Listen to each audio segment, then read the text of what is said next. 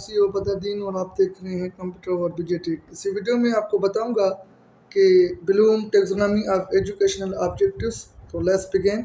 Bloom taxonomy 1956 में ये launch की गई थी।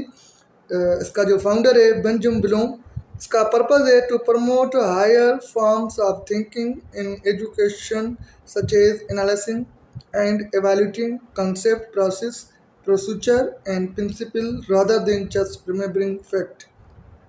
हमें ये बताता है कि जब भी किसी भी इंफॉर्मेशन को रिकॉल करते हैं, इसके ज़्यादा हम क्या करेंगे, सोचने का जो फॉर्म से ये प्रमोट करता है higher forms of thinking education में। ठीक है, ये एनालिसिस करना, मटेरियल को ब्रेकिंग डाउन करना और मेकिंग डिसीजन करना किसी भी कॉन्सेप्ट पर। प्रोसेस है ये, ठीक है, ये प्रोसीजर है, ये टूल है, ये रूल्स है। ठीक है, जो हमें बताते हैं कि हमें इंफॉर्मेशन को रिकॉल नहीं करना चाहिए, लेकिन एनालिसिस करना चाहिए, प्रैक्टिकल में आना चाहिए। ठीक है, designing educational training and learning process. इसका ये जो पर्पज़ यूज़ है, it is use of Bloom taxonomy. इसका ये यूज़ है कि ये ट्रेनिंग और लर्निंग प्रोसेस में डिज़ाइन करे एजुकेशनल। ठीक है, डोमेन्स ऑफ लर्निंग। ठीक है, अब हम पढ़ेंगे डोमेन्स ऑफ लर्निंग कौन से हैं, देखें। Cognitive, affective, psychomotor. अभी 3 वीडियो बनाऊंगा, एक वीडियो आज बना रहा हूँ कॉग्निटिव पर। कॉग्निटिव मीन्स मेंटल स्किल, ज़हनी जो महारतें होती हैं, हायर मेंटल हायर प्रोसेस। ठीक है, नॉलेज। अफेक्टिव जो रिलेटेड होता है एटीट्यूड पर, वैल्यूज़ पर।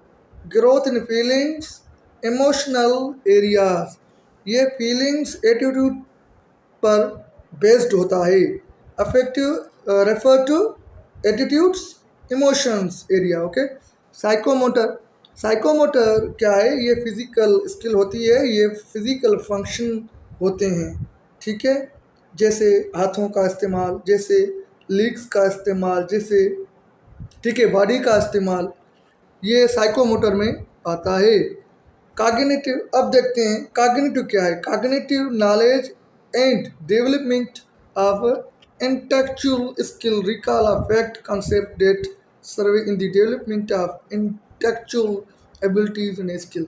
इसका मतलब ये है कि वो इल्म जो ज़हनत डेवलप करे, स्किल डेवलप करे, जो इंफॉर्मेशन फैक्ट को हम रिमेंबर करते हैं, रिकॉल करते हैं, याद करते हैं, जो भी कॉन्सेप्ट हम याद करते हैं वो डेवलप करता है। ठीक है, कॉग्निटिव मीन्स जो माइंड के स्किल हो। ठीक है,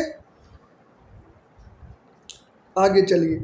6 major categories of cognitive domain का 6 लेवल हैं। कौन से हैं? नॉलेज है, कंप्रेशन है, एप्लीकेशन है, एनालिसिस है, साइंटिस्ट है, इवैल्यूएशन।